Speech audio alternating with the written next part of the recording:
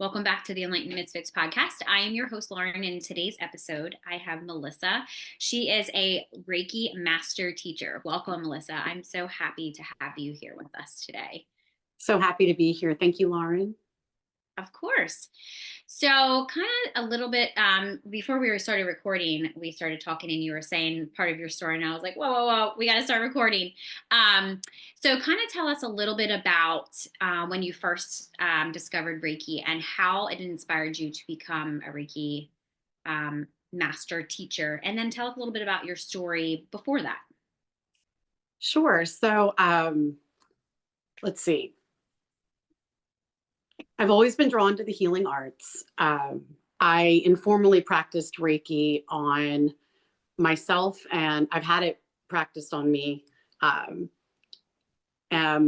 friend was in pain, right? So I instinctively put healing oil on his stomach and just started pulling pain out. And by the time the ambulance arrived, the whole place smelled like eucalyptus. And he said, I don't know what you've done, but the pain has subsided enough where we don't have to take him to the hospital. And I was just kind of blown away by that. It's like, wow, okay. And then years later, fast forward, I'd gone through a coaching program. I was the client. I've been in the coaching space for about 10 years now. But after the program with my good buddy Chaz, who's an amazing coach, I knew I needed a little more cleaning up inside. Didn't know how to quite explain it. And I reached out to Deanna Highland, who I'd heard about through a friend. And I said, I don't know why I'm calling you, but I just know I think I'd like to try a Reiki session. And it was a beautiful session. She encouraged me to move forward with Evolve. She loved the name. She helped me with pricing a little bit. She quickly became a mentor. And during the session, she told me that I may have to cut the cord with my sister. I didn't know exactly what that meant. 2 weeks later, my sister was killed in a hit and run while she was on foot. And as a big sister, my responsibility to her, so I felt and still feel, was to keep that connection, keep that open, allow her to be able to reach me if she needs me. Don't make me cry, Lauren. So it's holding space for you. yes. So that's what I did. I wanted my vibration to be as high as I could, so I could go as high as I could and can, and then she can come to me. And that's the way I see it. And it's been a blessing. So it just quickly changed my path. I immediately knew I wanted to add Reiki to my services, be certified. I was doing this without a doubt. And she's my inspiration. I don't know if she's the wind beneath mine or I'm the wind beneath her, but we are sisters and we are a very strong force. Our connection is stronger than ever, actually. And she has a beautiful daughter here too, that I love like my own. Right. I do. I was going to say, well, thank you for that. And I know that she's probably here with us, right? 100%. Something will happen in a minute. Yeah. Maybe your candle will start flickering. Like it may. Yeah, I'm here with you guys. Deanna will have to, her ears are probably ringing right now. She'll probably, are you talking about me? Yeah, we talked about you in the podcast. Naturally. She is a beautiful, beautiful person. We have mutual friends that I had clients. Now my clients usually turn into my friends. So that's how I didn't realize how many people that she actually knew that had, worked one-on-one with me. And yeah, she was on the podcast. I guess it's been a couple months ago, but yeah, she has changed so many lives, and just the wisdom and knowledge that she knows is just, amazing. It really is. I mean, her heart is so huge. And yes. I don't know where I'd be on my grief journey without her. Yeah. She's truly changed, how I was able to move forward. Yes. That actually, because as you're a grief support coach as well, because of your, obviously your journey with grief, what do you think is like the biggest misunderstanding about the grief process? That there's an order to it, because there isn't. That there's a timeline, because there isn't.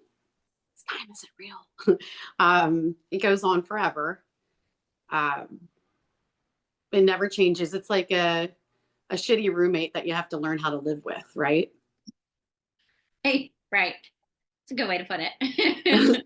so so you have to, yeah, you have to learn how to live with this feeling. Some days you're fine, and some days you know, you may have a moment where, oh my gosh, you know, my sister died. Like what? So it's traumatic, you know. Oftentimes in my life, grief has been traumatic. uh, People that I love dearly who have held a piece of my heart have been ripped away pretty quickly. And so that's why I'm passionate about supporting others on their journey. But to say that there's an order to it or a timeline is for sure false Yeah. or misunderstood. Yeah, I was going to say thank you for saying that. Actually, especially literally why we're recording it, and I feel like there's just so much going on. Gaia, Mother Earth, whatever you call her, is not happy, and we're recalibrating the heart chakra, and that through my own experiences, that is actually where we all hold grief. And I feel like but that's also where we manifest too, right? So it's like that in turn can really block us, I feel like, and we don't even realize that. I think when I connected like my loss, I would always look at something as a loss versus looking at it, how is this helping me? It's actually helping, same thing like with you. I didn't have a sister that I lost, but there was a lot of people in my life, especially around this time, like my best friend 15 years ago, she was murdered in Mm, March. So the end of March, the 23rd. So it's like I forgot mm, that I'm actually still holding on to pain, hurt, like, responsibility sometimes, feeling like I didn't do enough to help her, or, uh, mm. knowing what I know. It's like I still blame myself sometimes, I feel like. And I think a lot of people don't realize that it's been 15 years, even though I feel like it's been yesterday, it just happened yesterday, or it's like other people that I've lost too, I've actually, it was shown to me like through my own like realizations and like self-reflection lately that I'm still holding on to part of that, and I need to let it go because that's not serving me. And I feel like that, you know, just knowing that like really could help, like would you agree, like would that, like has that helped you knowing that, yes, this is what happened, but there's a bigger purpose, there's more to like what we're being shown, through our own For grief. sure. Yes, yes, we definitely hold the grief in our heart. I do, at the risk of not sharing all my beliefs and imposing them on other people, but um, you know, that my faith is so strong, right? Yeah. We will be together again, um, in the same form, right? We're still Different. together in a different form, Yes. and learning just to Yeah. embrace that. Look for the sign. I mean, when your vibration is higher, the signs will be more present, Right. and so yeah, it can get, you know, the heart chakra, and I've got my little chakra stones here, but you know, it can get blocked, you know, blocked by grief. And we want our heart open to receive love and be able to give love while we're on this earthly journey. And Right. so love genuinely is what makes the world go round. You know, as cheesy as that might sound, it's really, it's a universal language. So when your heart chakra is open, and you know, this beautiful part about Reiki is that we can remove some of that grief and pull that stuck stagnant emotion out of your body, because while it serves you for a little while, it can't stay there and bog you down, um, because then you're not open to other amazing experiences of joy while you're living your days. Yeah. Days turn into months, months turn into your life, right? So it's a conscious choice every day to keep your vibration higher to the best of your ability. If you don't know how, get some healing, you know, do some work. There's tools out there to um, end needless suffering, to the degree that you're suffering, if that Right. makes sense. Yeah. And I love that you say that the suffering, because here's the thing too about when people say like I forget, I can't even give credit to where I seen this video, but I seen this video about we choose to suffer. And I was like, really? And then I was like thinking about it, like it kind of triggered me. And I was thinking, well, I'm not choosing this. And I was like, but I did. I actually did choose this because I needed to learn a lesson from it. And it was like more of like coming from like a different perspective. Like literally, it's just about perspective. So it's like when somebody has one perspective, that's fine.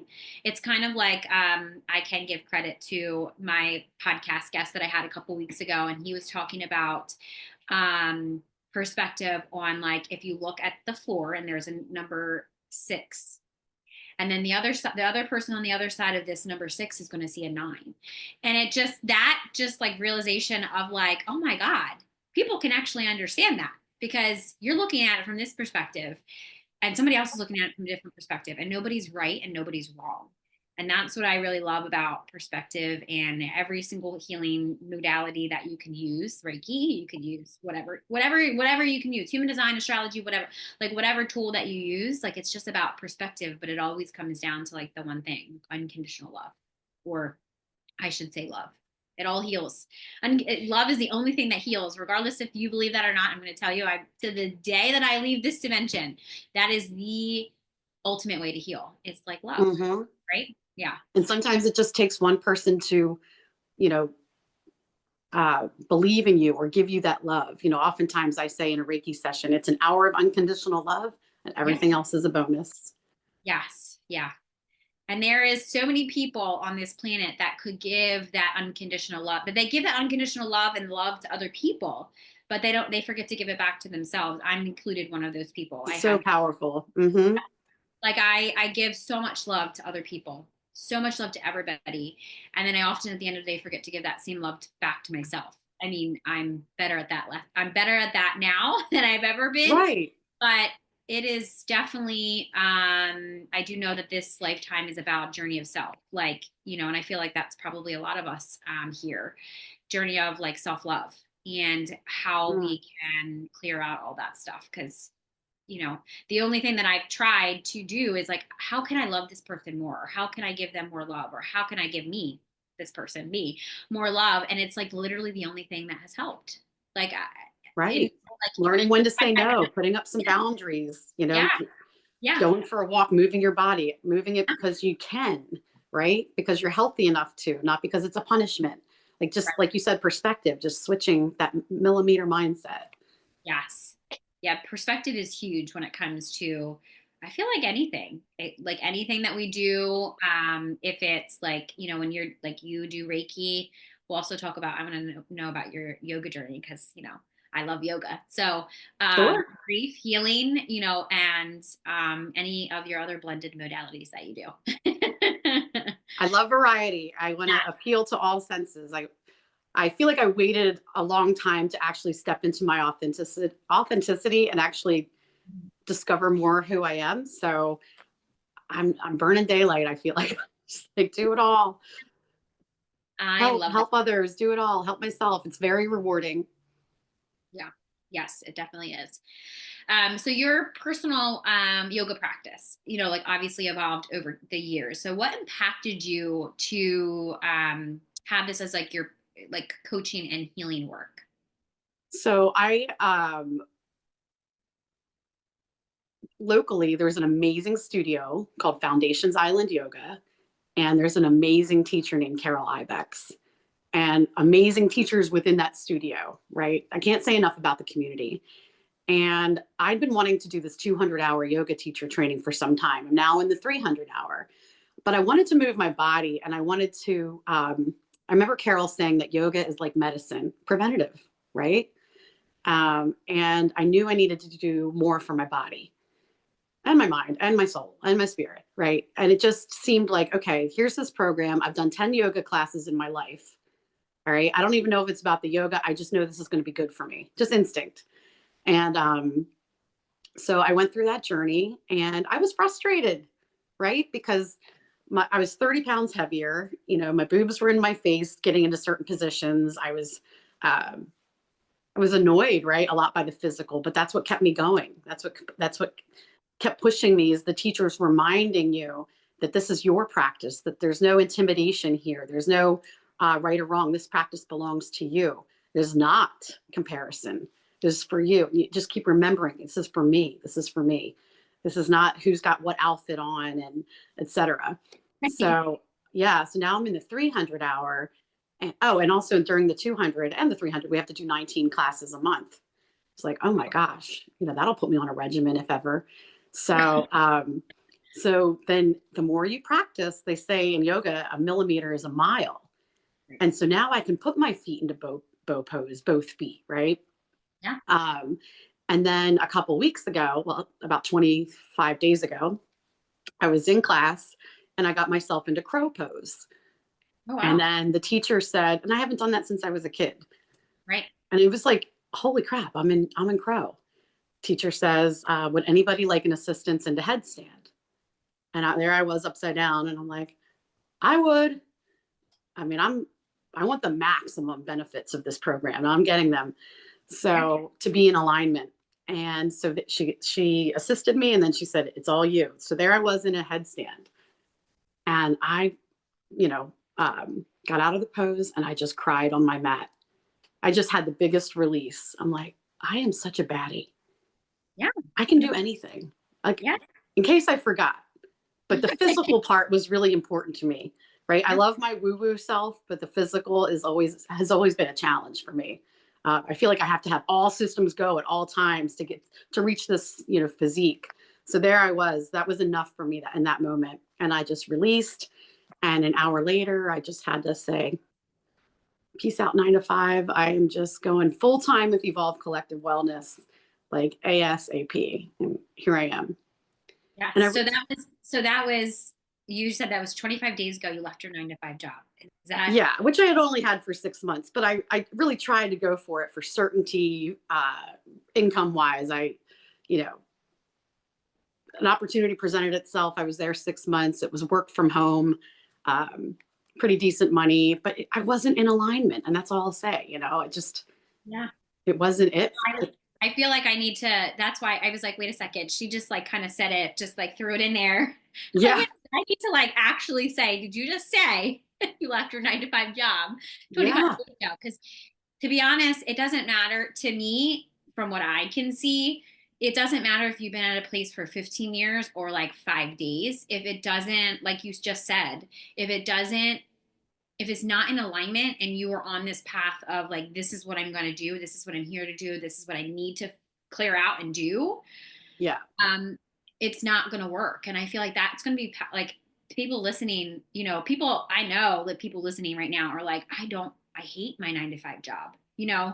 I got in my 9 to 5 job. Like for my 9 to 5 job, I mean, it was more of like not a 9 to 5 job, but it was working for somebody else, I should say. And I would work, sometimes 14 hours of the day and come home and, literally just go to sleep and do it again. And it's like, what kind of fucking life is this? Like, it's the worst. For me, it's the worst. And I'm only 36 years old. I know people listening to this are like, Lauren, are you complaining? Because I've been doing this for like 60 years. Like, no, I'm not complaining. I'm just saying that I literally had to look myself in the mirror and be like, what the fuck are you doing? Like, you're going to work. You want to help people. You're, in a sense, I worked in healthcare. So I was helping people. This was healthcare also. Yep. Yeah, I was helping people. But then I was bringing my negative ass energy to this job that I at one point loved. And then I was like, I was going through, a huge, nasty custody battle, nasty divorce, and I like, nobody in my job knew any of this thing was happening. Of course I had, my manager knew because I had to take off sometimes or I had to go I had to do like Zoom calls in my car, for whatever, and people are like, wow, I can't even believe you went through all that. And I was like, I can't bring this to work. I can't, but I got to a point that I was just like, I can't even bring this. I can't even be here anymore. Like I can't be here anymore. Yeah. I just can't. So I took a short detour thinking that like moving across the country was going to change things. No, I was just, again, running still away from myself. Very short-lived, to come back to move to Arizona, come back. And then my mom looked at me and she said, so you go back to your job? And I was like, nope. And I don't know what the fuck I'm going to do. But this is my chance of like, I need to figure something out, and that's when I, started my business and tried to figure out who I was and, all that stuff. So, I have to, I'm so proud of you for literally honoring Yeah. that. Even if it was 6 months, it doesn't matter. I mean, shit, mine I think went on for a couple years of me like trying to run away and like trying to, Right. And meanwhile. that's where trust. Hey there, I just wanted to take a quick moment to share with all of you spiritual rebels and fempreneurs. If you've been craving a space where you can build wealth, heal trauma, and rise alongside like-minded women, I got something for you to hear about. I'm excited to invite you into the Enlightened Misfits Sisterhood. This is a low-cost, high-impact group membership designed exclusively for spiritual fempreneurs who know they need accountability and support to create sustainable wealth, but aren't ready to dive into a one-on-one mentorship. In this membership, you'll get monthly calls, rituals, healing sessions, and workshops to break through your self-doubt and build confidence so that you can consistently sell your offers and make money. This is also a collaborative private Facebook community where you make lifelong connections with other women who are just as serious as hitting their goals. And my personal guidance as your intuitive human design business guide and trauma healer, ensuring you stay aligned and on track with your business goals. Plus, you'll get free access to all my paid workshops and masterclasses, along with exclusive VIP pricing for my one-on-one Voxer membership. This membership is all about helping you heal the sabotaging behaviors blocking your abundance and using your human design to create a business that feels amazing to run. Imagine waking up excited to serve your clients and knowing that you have the exact support you need to hit every single one of your business goals every single month. So if you're ready to rise and build wealth with a sisterhood of spiritual misfits, make sure you click the registration link in the description box. Right now, the investment is just $88 a month, but the price will increase to $197 a month. Join today to unlock exclusive rates and get access to next month's kickoff call. Let's get back to today's episode, but remember, your next level is just one decision away. Join the sisterhood and let's rise together. That's where trust comes in, right? Trusting, like Yes. saying, I'm so ready. When the pain of staying the same is greater than the fear of change, that's when change occurs. And you're just like, I don't know what I'm going to do exactly, but I know I can put all that energy and I can put it in for myself. I was putting a lot of energy there. And it, Saturday and I was dreading Monday. Like that's when it's, time to go. I said, I know I can go full time. I just went into crow pose and it kicked it into a headstand. Like, dude, I can do I was flying high. It was just, and I still am. And then I realized, hey, I've got 5 locations. I've been planting a lot of seeds the last 3-4 years. I said, I have a space on Kent Island with 4 other healers called Inner Elements, where 5 independent businesses operate out of. Afterglow Centerville, Afterglow Chestertown, Mind, Body, Spirit Healing Room in Newark, Delaware, and Bethany Beach. Where are you? I'm in Newark, Delaware. Oh, well, then we'll have to meet at the Mind, Body, Spirit Healing Room. Anne-Marie Lavelle is the creator of that space, and it is gorgeous. And I'm really blessed to be able to practice out of there. So, yeah, I get to connect to all of my, I'm from Wilmington, so I get to connect with all the people that I grew up with and say, hey, I'm full time. Would you like to see a menu? And they're like, yeah. And then we meet there.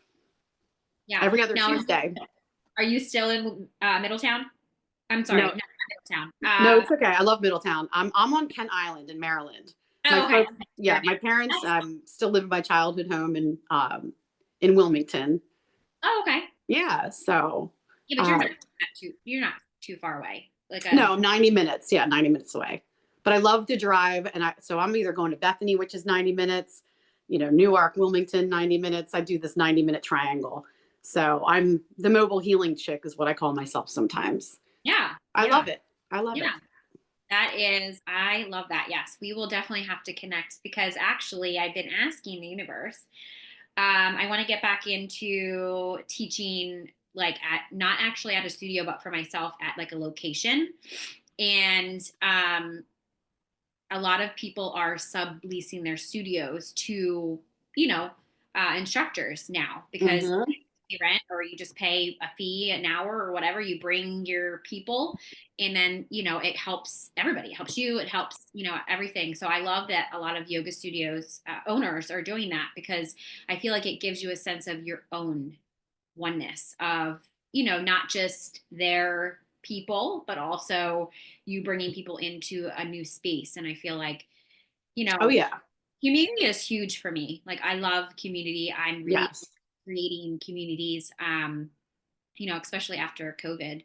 And I'm like, let's come go do this with me or go do that with me. And it's like, it's so hard to kind of get people to come do things. But it's like, if I ask a question, hey, I'm going to start doing yoga 101, like teaching yoga again, I got a huge response back. And I was like, Yeah, I'm doing that too. And this is yeah, a good space. We'll connect about that. yes, yeah, definitely what we have. And real quick, I want to give a huge shout out to Trish Boone, owner of Afterglow Salon in Chestertown and Centerville. I mentioned Anne Marie and Carol, and Trish is the owner of those salons and has been just with me since day one when I went full time. So Yeah. 3 years ago, she's opened up her salons for me to practice out of. So I just wanted to make sure I included her. Yeah. And anybody listening, if you want to find a yoga studio, these are tons of yoga. There's actually tons of yoga studios, but if you want to connect with Melissa, go check her out on all of her. I'll make sure all of her links are obviously in the description box, but you can go check her out for if you want to go take a yoga class with her. Yeah, private yoga. Yeah, all the goodies. Like, yeah, I have a good page, Evolve Collective Wellness. You can go there and, like you Yeah. said, all the links, all the things. All the things, yes, all the things are there. And I was going to say, make sure that you go check. I'll make sure that that is also. So they're like, what is she talking about? No, We don't know. check her out. I gotta go check her out, because it's like sometimes when we're on a conversation, it's like we're this, that, like all over. That's how I roll too. So that works. It's just, I always say it's authentic conversation, and like podcast guests actually always like, what are you going to ask me? I'm like, I don't know. When I push record, that's literally when That's how it's going to go down. Yeah, I didn't get nervous either. The only thing I was nervous about is making sure my phone was going to be on. But other than that, I'm like, good. I'm so happy. Speak from the heart, right? Yes. Yeah, it's definitely. And I always say that too, especially because there's a lot of people that, are on the podcast and it's their first time on a podcast. And I always forget, because I do this, every week, or I'm on other podcasts, and I've, been on stages before, that I always have to remind myself, Lauren, how do you feel before you get on that stage? Or how do you feel before you get on that Zoom call? And I still, not my own podcast, but I still kind of get like, oh my goodness, that fear of like, how about if I don't speak the right stuff, or, all that stuff that runs through your head. But as soon as I get on and start talking from my heart, it's literally, it just flows. And I feel like I need to remind people about that, because once you speak from your heart and you're not speaking from your head or what you think people should, right, what you want to hear, and you're just speaking who you are, that's when people really shine. I really, sometimes people connect to that. People, people are like, oh, she's real. She's down to earth. Yeah. I feel safe with her. Yeah. Yeah. Like sometimes I have to ask, it takes a little bit. I have to ask a little bit, like, okay, I'm going to start asking personal questions that are going to pull stuff out of you, because like I can feel it. I'm like, oh, they want to say something, but they're not. Mm-hmm. Right. So going back to a little bit about your grief and healing journey, what are some and like with your clients too, so like what are some of the struggles like that you've seen with clients that lost a loved one, or like maybe this is like an identity shift? What are like some of the first steps that you could take, like people can take if they're listening to this, towards like their own healing if they've lost a loved one, or they feel like they're in this identity shift crisis? One thing I like to offer people is first a Reiki session. Okay. An hour of unconditional love. Everything else is a bonus. Okay. Sometimes sometimes they can feel somebody That's their story though. You know, I'm Right. just the vessel. Right. I don't guarantee anything, but it's beautiful when that happens. Another thing for me was to keep busy. I dove into anything and all thing healing, remembering to take care of yourself. Okay. So I think yoga is an amazing thing to do. Grief groups, you know, but if you want to just talk solo, we can do that. We can talk about your beliefs. We can talk about just what's on your mind that day. How are you going to get through the day? Right. I'm a little stuck right now. Sorry. I started going. There's another question that maybe my mind started just going deep on specific situations, and then I just had to bring myself back here. No, that just happened. Sorry. No, that's okay. No, I actually have another question that I can kind of like help with this too. So, what comes up for me when you say grief groups is not that I've ever been really a part of a grief group per se, I guess. But what I've noticed and seen is the grief community, I should say, depending on wherever you are, can sometimes be more toxic for the person than not. And I have a specific, I'm not going to name drop people listening to this podcast. I know exactly who I'm talking about, but there has been more trauma implemented on these people when they're coming to this safe space for grief. And I feel like it can be jarring. Right. And I'm not saying that this is with you, but I'm just saying, right. I'm specifically pointing out the people that are in this situation right now that could reach out to you, because I feel like you're going to push them forward versus having them relive all of this. And I feel like a lot of, especially on Facebook or Instagram or, like social media, these grief counselors, what they do is it's like they talk about it constantly, but there's no implementing on like, this is the situation, this is what you are going through, and then like allowing, accepting, forgiveness, all of those things to kind of get you to that higher vibration. Not that you're not going to go down to low vibration, because all of us have to be in our shadows, but then using our shadows to kind of, evolve with courage. Obviously, courage is the step of like, that is the only way to like not have to go through each emotion. Because Jesus Christ, if you went to every emotion, like who the hell wants to keep doing that? It's like the short version of like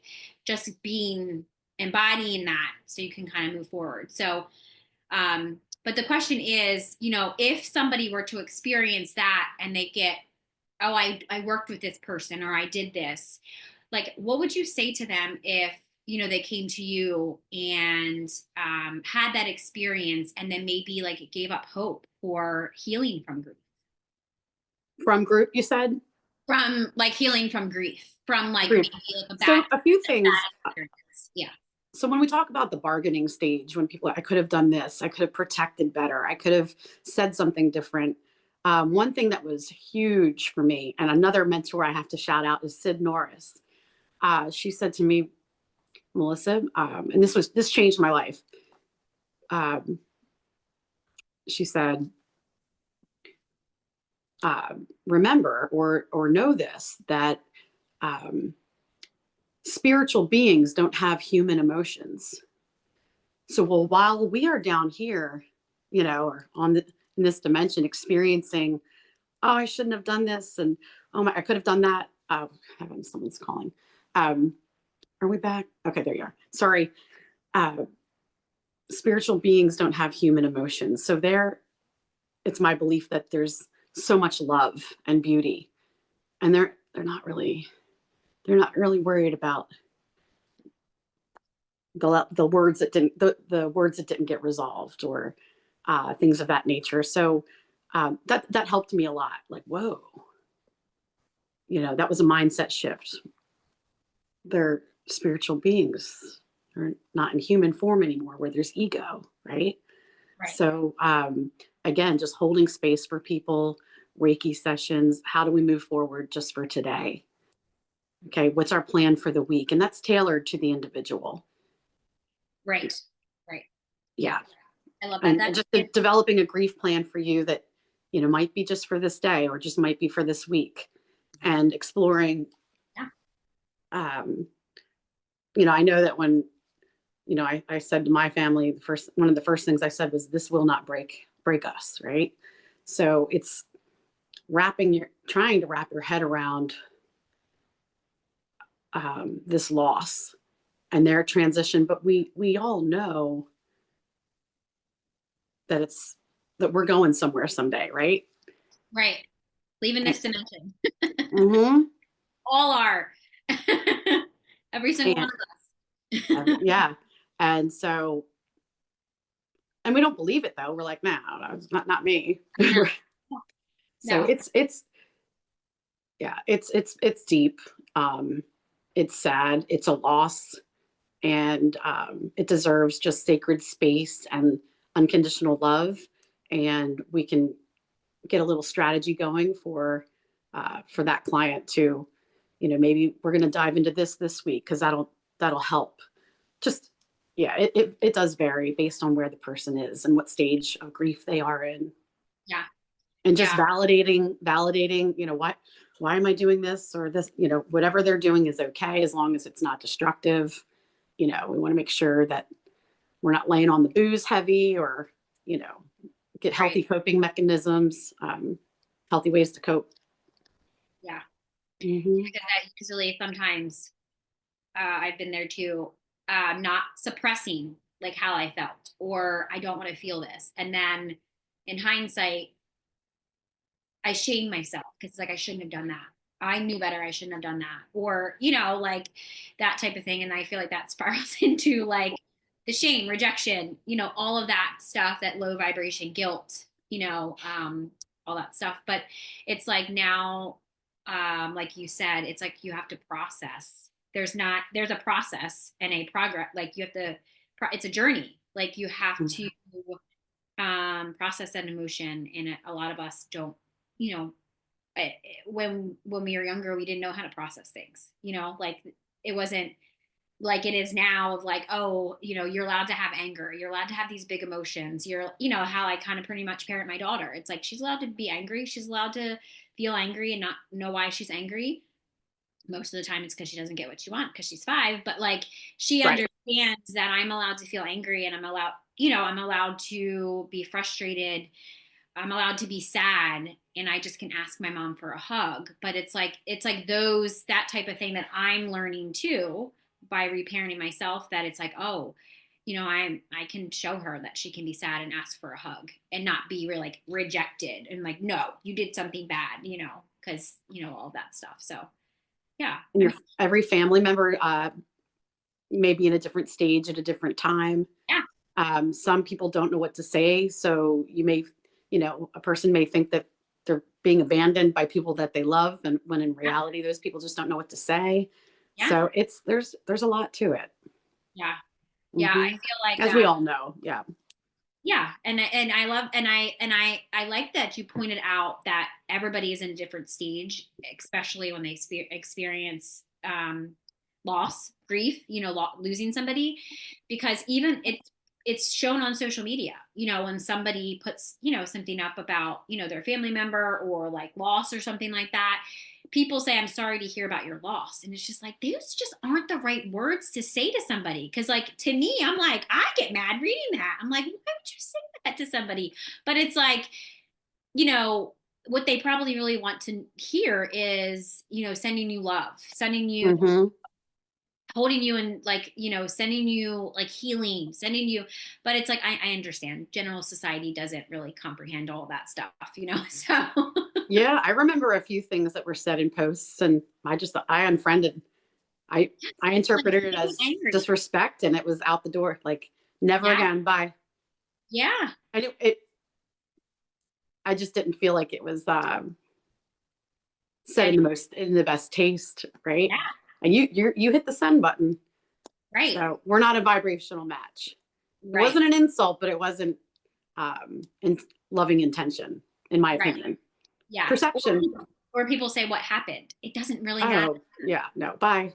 Mm-hmm. Like, it just, I mean, and like, and I understand that sometimes you have to kind of learn that awareness, like that self-awareness, but like people that are very self-aware or spiritual or on the higher end vibration, not that we all are, none of us float at high frequency all the time. It's just not, Right. that's just not being a human, but or have the human experience. But yeah, that is a couple times, a couple of my clients actually have went through loss, and I was kind of helping them work through it and trauma and all that stuff. And they had said that to me, and I'm like, well, that's okay for you to get upset, and that's okay. But if you don't, and if you're getting upset and you're constantly getting triggered by them, and you're constantly, you put a boundary up that they're not allowed in your space, because obviously they're trying to come at you, and maybe this is not conscious, maybe this is subconsciously, you're allowed to put up a boundary and get them out. Literally just unfriend them. If they're on social media, literally just unfriend them and don't talk to them. Like, unless it's like obviously a family member, it's a little bit different, but If it's not good for you, it's not good for you. And you don't need an explanation. You don't have to explain yourself. It's the last thing you need to do. yes. So if something, and that's anytime, if it's just, if Yeah. it's not, if it's, if your intuition is telling you something's off, listen to it, right? It's always, You can unfollow, or you can just unfriend. You can definitely put up those social media energetic boundaries. yes, yes, yes, yes. So before we wrap up, is there like one last thought or nugget of wisdom that you wanted to leave with the listeners before we jump off? Take time out for yourself. Okay. Embrace the woo woo. It works. There is a book I need to get. It says Why Woo Woo Works. So I am looking forward to getting that book. It's, woo woo meets science, and how Reiki is just so beautiful for your nervous system. And a lot of people who have experienced trauma, survivors of narcissistic abuse or domestic abuse, uh, if you're out there, if you're grieving your old life, or grieving a life that you envisioned, I've been there. I have a lot of life experience, and I've had to start over, and I protect my peace now at all costs. uh, I empathize with you, I hold space for you, and give Reiki a shot to allow your nervous system to calm, because it's just so good for you in the long run. You don't have to be in survival mode forever. There's people that want to help you move forward and thrive. And I am one of those people. Well, thank you so much for joining us on today's episode with Melissa on the Enlightened Misfits podcast. And if you enjoyed today's episode, don't forget to subscribe, leave a review, and share this episode with somebody that you feel that would gain knowledge from listening. Make sure you also check out all of her links in the description box if you're watching this on YouTube, or even listening to this on any of your podcast platforms. So stay tuned for more captivating conversations in the future. I hope you have an amazing rest of your week, and I will see you next time.